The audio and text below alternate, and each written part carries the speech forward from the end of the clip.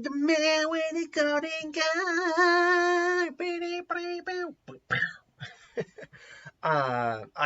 I've got a powerful weapon.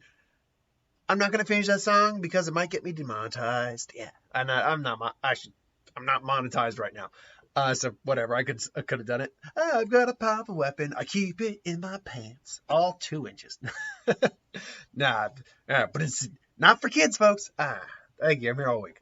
The Man with the Golden Gun, which came out, which one? Oh crap. I forgot to set myself. Came out a year later after the Live and Let Die.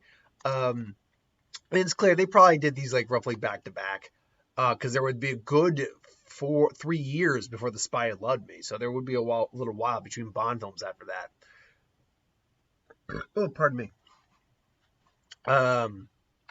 Came out in 1974, starring Roger Moore again, coming off of the success of Live and Let Die, and starring Christopher Lee as Scaramanga, the man with the golden gun, and the lead assassin who is targeting Bond. And really, that's it. I think there's like some sort of like microfilm or something like that they're also looking for. But no, the main story for this one is this guy, Bond is in this guy's way, but he sees Bond as a worthy adversary. Like, Nick Nack brings individuals to his island for him to basically hunt, mano a mano. And Bond is his quarry. He sees Bond as one of the best. It's like, well, we are the best, Mr. Bond. There's a useful four-letter word, and you're full of it. So, I mean, how does it play out? Well, to me, this does stand as one of the better Roger Moore ones as well. I can't say the movie as it's paced is all that great. But really, Christopher Lee really does kind of own the screen. Like, he's Christopher Lee, man. So anytime he's on, it really helps to extend the film. Where this film does suffer a little bit is, like, again, action sequences. There's a boat chase that's not as thrilling as, say, the boat chase in Live and Let Die, but it's still pretty entertaining. It actually shows us one of the few times Bond interacting with a kid, where the kid's just trying to sell him an elephant or a little wooden elephant. It's like, yeah, for you, 50 baht, 20 baht. It's like, I'll give you 10,000 baht. If you can make this boat go any faster, and the kid just does it. 10,000 baht. I have to owe you. Bloody tourist. Like, it's kind of funny to see Bond interact with kids. In fact, I don't think you see that pretty much ever. Now that I think about it, like, think about that real quick. Besides that scene, when have you ever seen him interact with children at all? I don't think he ever has in any of the movies. But I mean, you get the introduction of like Goodnight, played by Britt Eklund, who again, I think it is one of the underrated Bond girls. Like, she's definitely a beautiful woman. She comes on.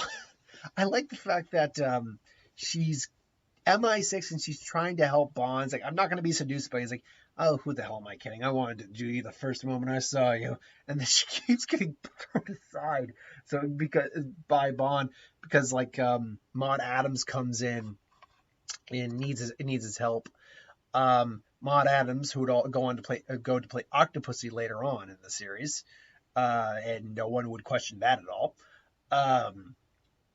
Similar to the Charles Gray scenario, where it was Blofeld, and then before that he was a character in Live and Let Die. Right, You Only Live Twice. I keep doing that with those two movies.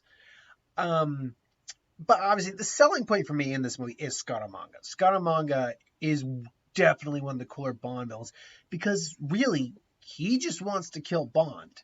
Like, he wants to kill Bond, but he's also very polite and charming when he wants to be, but a complete psychopath, because he is like fondling his girlfriend, Maud Adams, with his gun, and he's upset that she's not responsive when it's clear that she doesn't want him. Pardon me. So then obviously he kills her. And if I'm going to be honest, that whole Maud Adams subplot, that comes off kind of just grimy.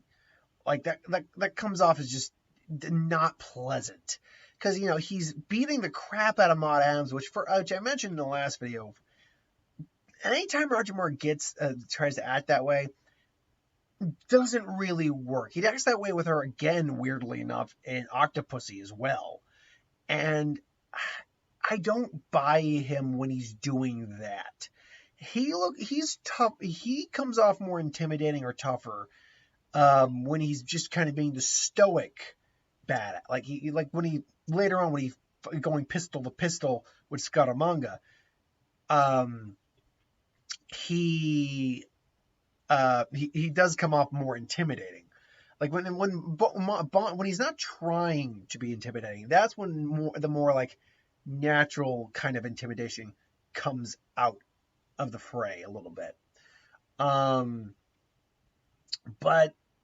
yeah, and then she's basically unhappy. She's scared, and she offers her body to him so he'll help her out. It's like, I'll have sex with you if you just help me get out of this. Like, she doesn't want Bond. She just is doing this out of necessity for herself. I'm like, yeah, that's kind of gross. And yeah, I mean, like one of Scaramanga's defining features is he has a third nipple. What was the point of that when Bond tries to do it once?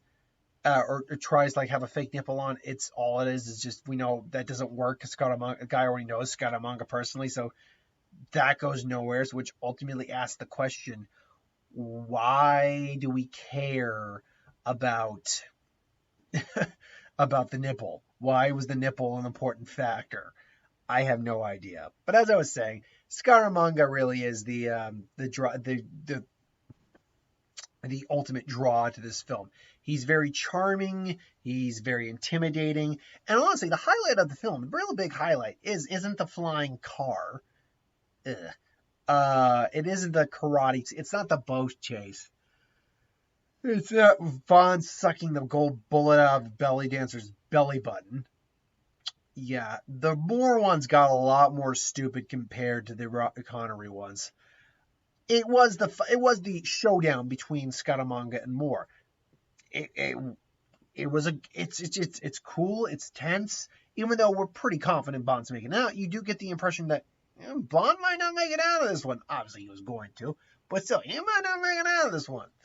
And Knick-Knack, he's got the invaluable manservant. And Knick-Knack is and Knick-Knack is just really cool. I mean, if you kiss him, sure, all of this becomes mine. Now, I do wonder if Knick-Knack brought people there specifically to try to kill him, so he could get the place, and not just because he was ordered, or if it's just because he was ordered to, and he actually really liked working for Scaramanga, because he does try to kill Bond in the end, but it is partly because Bond blew up the place he basically was going to inherit, so take that for what it's worth, I guess. I like the fact they leave him pretty much in a crow's nest, too, while they're doing it. Fun times. I like that he's got to fight a dwarf. That is actually very funny when I think about it.